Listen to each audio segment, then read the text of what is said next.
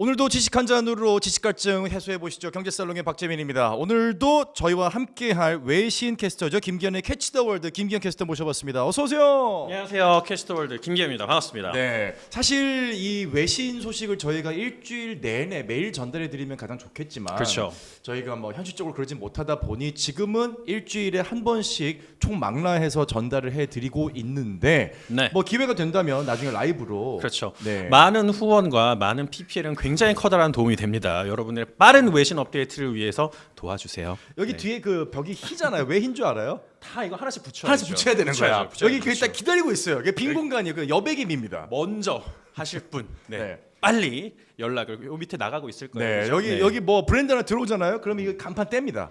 아 네. 진짜요? 그러니까 박재민의 경제살롱이 아니라 예를 들어 뭐 스타벅 뭐에 그렇죠. 아니면은 뭐 때마침 초록색이에요.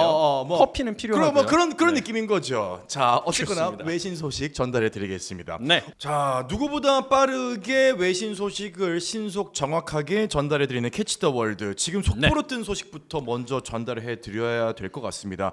지금 사실 이 소식이 올라오면서 일단 미국 증시도 타격이 있었고 우리 증시도 물론 부문별로 좀 달랐지만 네. 조금은 위기감을 느끼는 분위기였거든요. 미국 1분기 성장률이 발표가 됐는데 좀 낮게 나왔다고요? 제가 외신을 하면서 약간 구라치는 느낌이에요. 왜요? 지난주에 분명히 경쟁이 굉장히 튼튼하다고 얘기했거든요. 저희가 튼튼하다고 했죠. 제롬 파월이 그 네. 얘기했잖아요. 아마도 그걸 시사를 했어요. 금리가 인하할 가능성이 상당히 적다. 뭐 올해 가을이나 그렇죠. 아니면 심지어 내년 3월까지 할 것이 이렇게 얘기를 네, 했잖아요. 네. 근데 지금 워싱턴 포스트 보시면 U.S. economy grew at 1.6% annual rate in the first quarter. 그러니까 1분기에 1사분기에 1.6%를 기록을 했다라는 거예요.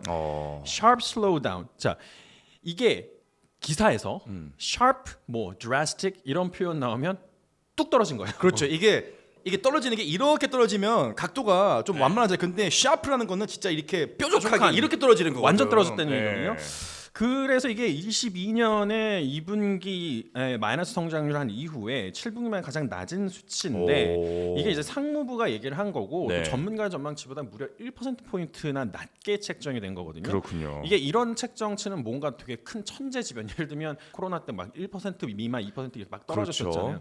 꽤 큰 거예요. 그런데 이 둔화 배경으로 이제 개인 소비와 수출, 이게 정부의 지출 증가세가 줄었기 때문이다. 이렇게 얘기를 하고 있는데 이게 지금 또 어떻게 될지 모르겠어요. 네, 그러게요. 정세가. 사실 미국 경제가 금리 인하를 계속해서 하지 않았던 이유는 아무리 고금리라고 하는 강력한 무기로 미국 경제를 때려도 네. 워낙 단단하고 튼튼했기 때문에 이 기조가 계속 이어갈 거라고 생각을 했잖아요. 그렇죠. 지금 네. 그러면 여기 월스트리트저널도 보면 저희 보면 이 미 연준의 레이트 컷의 꿈이 지금 점점 사라지고 있다. 뭐 이런 얘기가 나오고 있고 오히려 미국 경제가 튼튼하다라고 생각했던 것에서 위기론이 지금 대두가 될 수 있는 분위기라 계속해서 네. 올라오는 소식 전달해드릴 수 있도록 하겠습니다.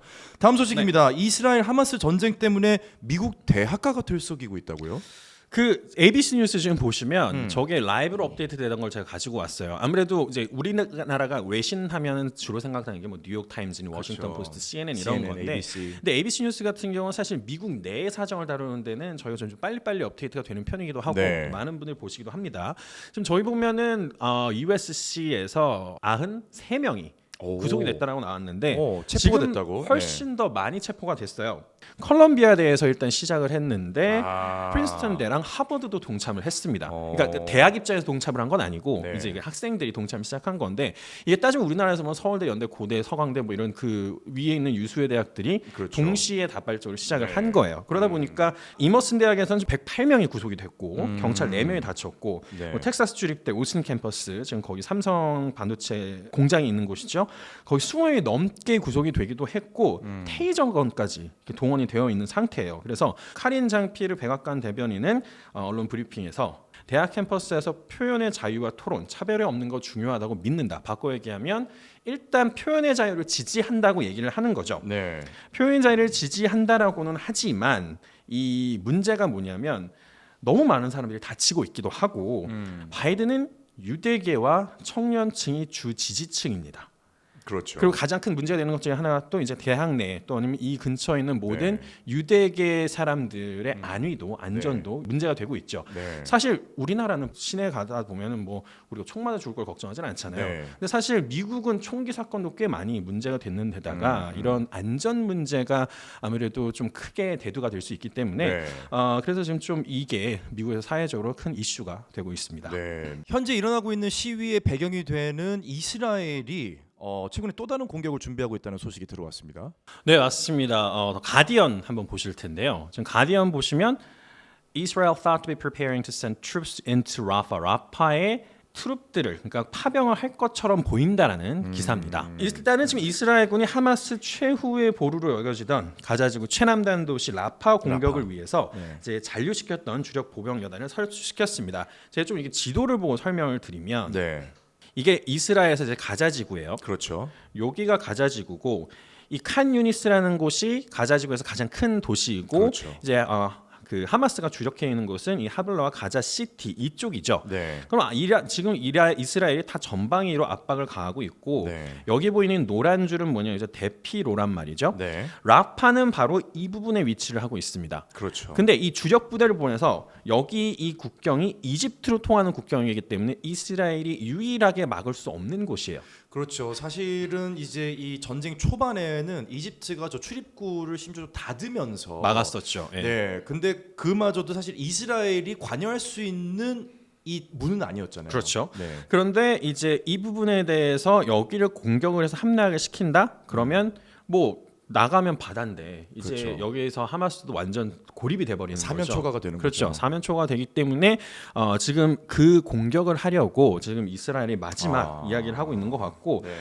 특히 이스라엘과 수뇌부도 이집트를 방문해서 왜냐하면 거기서 공격이 시작되게 되면 바로 국경인 이집트 국경도 문제가 생길 수 있거든요. 하다못해 뭐 유탄이 날아간다라든가 폭탄이 잘못 터지면 거기도 문제가 되잖아요. 네. 그래서 이제 라파 공격 문제를 이제 논의를 하기도 했습니다.